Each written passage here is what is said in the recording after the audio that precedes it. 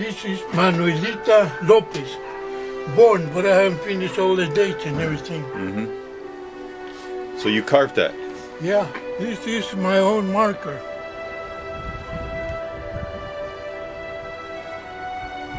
I have a bunch of them at the cemetery where my old folks been buried.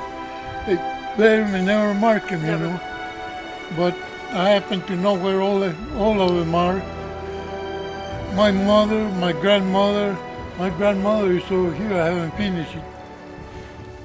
I come here on 1929, 1930, 3 or 4 years old. Oh, wow. I was born 1926 in the Apache Jicarilla Reservation. People can understand why I was born in a reservation and not being an Indian. How so? That's on the side of the Casados. Casados family, that's on my mother's side. The Casados came into, well, not United States, but here in New Mexico. In 1693, they came to Mexico City. Well, not exactly to Mexico City, but they went to Mexico City. And from Mexico City, it happened that the Santa Fe sent some people to recruit him to come to Santa Fe and offer him some land, because the people from the surrounding here, they did not want to move to Santa Fe. Why? The Indian revolt. They was afraid the Indian revolt would hit again, see?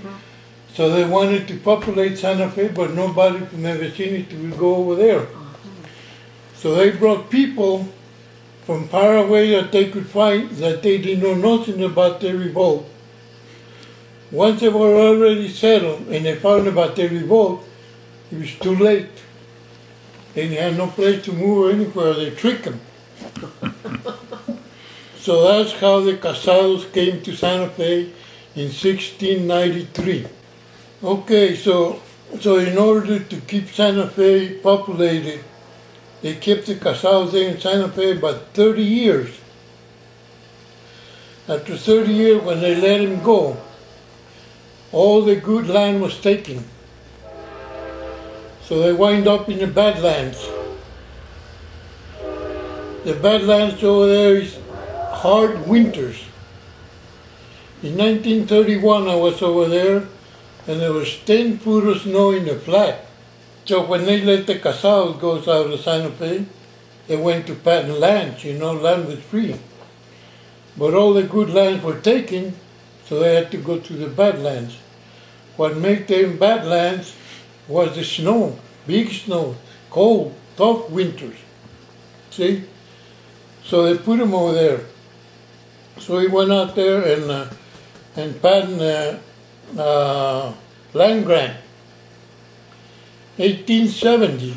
In 1880, the government decided to put the Indians in the reservation. So they took the Jicarilla Apaches from the Raton area and put them over there in that reservation. They took the Navajos and all the rest of them from here, put them in Gallup. My family was already there and several other families, but they got surrounded by the reservation. My family sold there back to the reservation in 1950. How did you end up in Watrous? My dad was born and raised here. The Lopez family was born and raised here.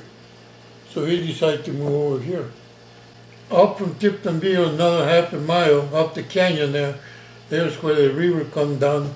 Sometimes they call it Mora Canyon. And it got different names, people that used to live there. And in that canyon is where my wife was born. And she moved here to Watrous when her daddy died. She was about, 4 or 5 years when she moved here. So I knew her all my life. Yeah, I married my wife around 30 years old, and she was only a year younger than me. I used to live across the tracks there in other houses. I never lived at the ranch because there was no school bus over there. We had to stay here at the school bus route. And I bought here this place. I bought this place here in '66. There was a two-room house. I added all of these to the house. The kids down the upper part of the house.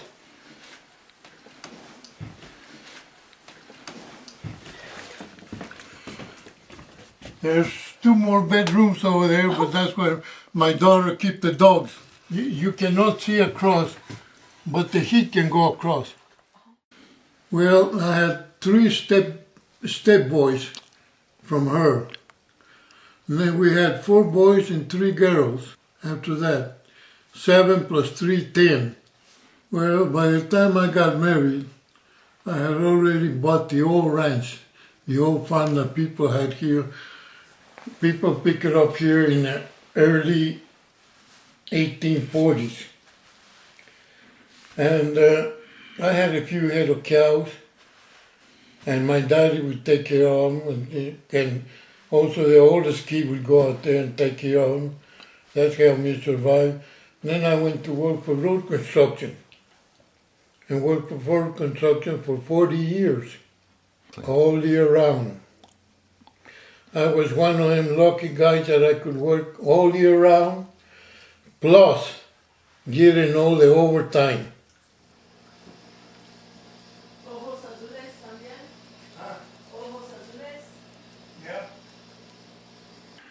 We didn't go too much for vegetables. The children were pretty young, you know.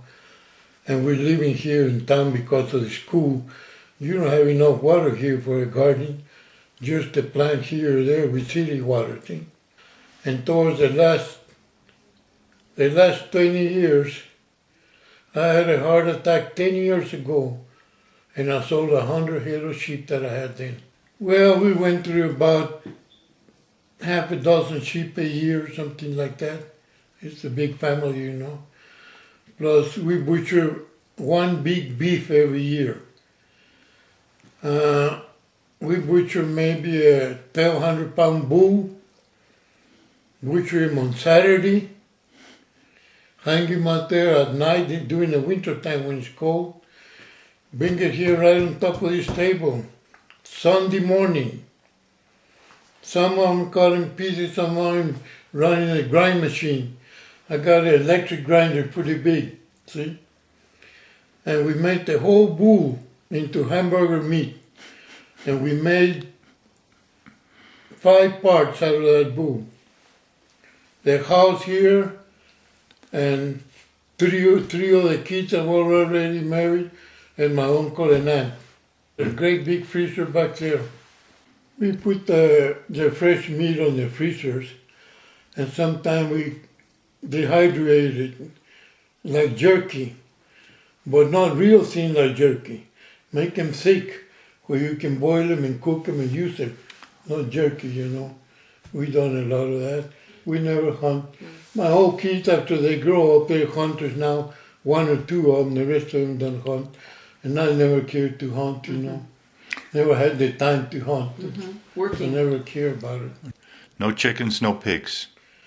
No chickens. Raised a lot of rabbits. I've got a lot of rabbits over there. And years ago, when I was a small kid, we used to dehydrate all the vegetables and everything. That's how we survived when we was kids. Some of them you dehydrate them in the house, some of them you dehydrate them outside. Like dehydrated meat, you hang them on a clothesline. All kinds of vegetables except roots. The root vegetable we buried in the ground. Dig them out in the winter time. That's where they stay fresh. We dehydrated green beans, green corn. We kind of protected from the inside, from the insects and birds. They're all done pretty good. They're still doing pretty good, you know. Not very much sickness on the kids. When my mother died, when my sister was born, so my daddy put her in St. Anthony's orphanage in Albuquerque for 6 years. She was there for 6 years. The rest of the other 6 kids that we were, I stayed with my great-grandfather and my grandmother that stoned there. 1 sister and the rest of them scattered to the family, friends and relatives everywhere. That's one reason my family, we never get together. We didn't grow together, so we wasn't raised to stay together, so we only get together during the funeral.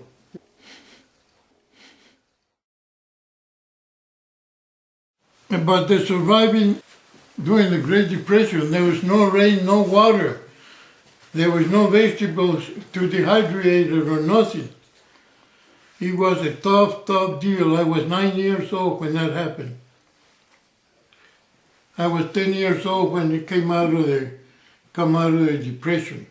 That's when the government started giving commodity to the people, and they didn't quite give enough, you know. So it was a tough surviving. We survived half of that on a milk cow.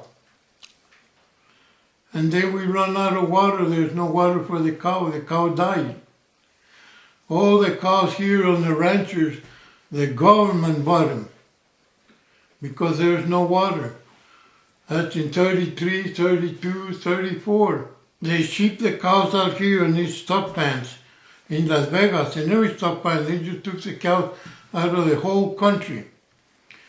And because there was no rain, no grass, there were some weak cows, poor cows. So they couldn't make the trip on the train. They was hauling too far back east, Mississippi, Tennessee, and all there where there was rain. So they took those cows and killed them. They just shoot them and give them to the people. And the people goes out there and skin them, get whatever meat they had and make jerky. There was no other way to preserve it. And that's one way that people survived. The government kept the hide. Wood, nothing but wood. Nothing but leña. Steel heating with wood. Yeah. Oh, like a handsaw. Handsaw. Oh, okay. Big handsaws. Split them with a wedge and a sledgehammer. This is a game that the old people used to play. There was no checkers. It kind of plays like a checker, but this came before the checkers. This game came from Spain in the 17th century. It's called a pizzeria. Two people played in here. One of them used beans and the other used corn, or just different items. Each one 12. And then you set them on your side and he sets on his side, and then they start jumping each other and eating each other just like checkers.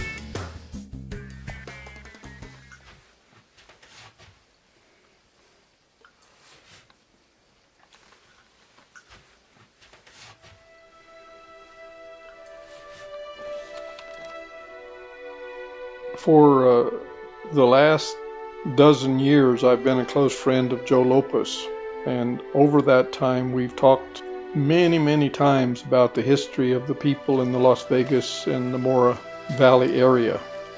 There's Trinidad Lopez, my great-great-grandfather. Joe has an incredible lore of history. He grew up with his grandfather. He listened carefully to the stories he was told, and he's never forgotten a thing.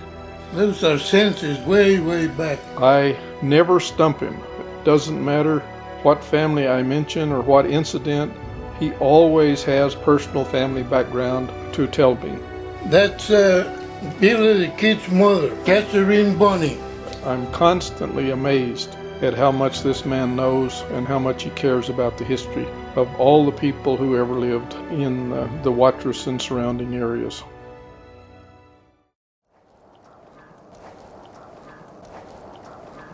This is rabbit manure. I just spread the rabbit manure here where I plant the garden, and I plowed it under. We started building this greenhouse here, but I'm getting to where I cannot climb ladders very good no more. I'm liable to fall off a ladder, and then that'll be the end of it. This is a homemade wheelbarrow.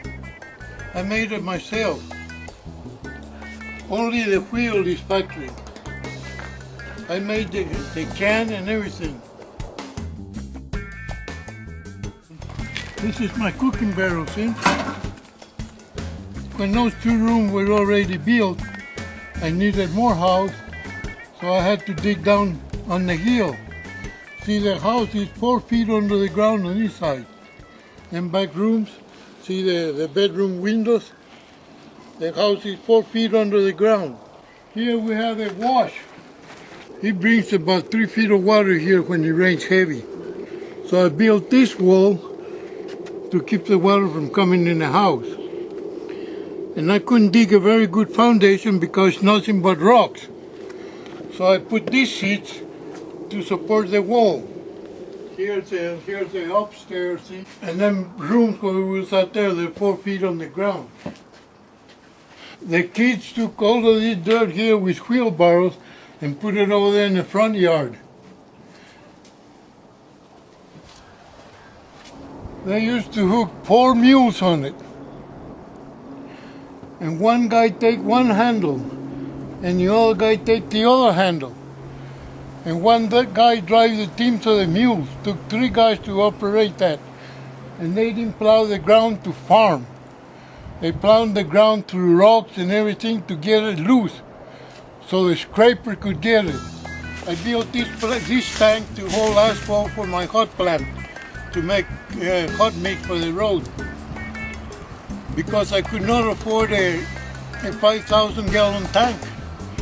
Just buy a little bit at a time. You don't have to shut the shovel, I made it where it'll dump.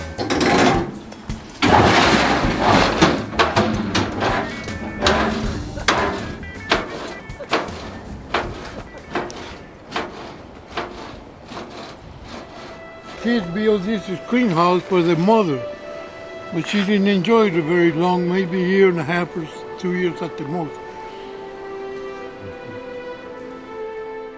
That chimney is a water heater, what they call on the wood stove, ventilators. Yes.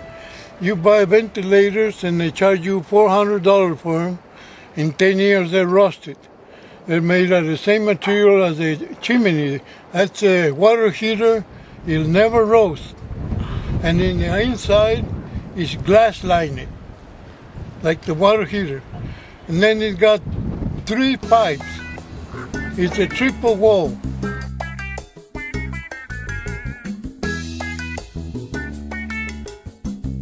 This is a California rabbit. That's a breed of it. And this is a Dutch rabbit. That's a little rabbit. That's all it goes. That's a little rabbit. That's a Dutch. What do you do with them exactly? Eat them. And this one here, they're all mothers. That's got 3 babies there. How often do you eat a rabbit? Excuse me. Oh, once a week. Oh, that G means girls. That's where I put the girls. And this B means boy. That's where I put the boys. They breed real early. Yeah. They breed at 3 months old. Gee. See? And then you cannot butcher them. I breed 1 rabbit there, the 26. And then 30 days later, they're going to have the babies. So I got to know when they're going to have the babies. 4 or 5 days before they have the babies, I prepare them a nest. Uh-huh. I put threaded paper in there for a nest. And I put a piece of carpet there, this all tore up, put a piece of carpet there. And the babies, they stay dry. You got to keep them dry and clean to get a good flavor of it.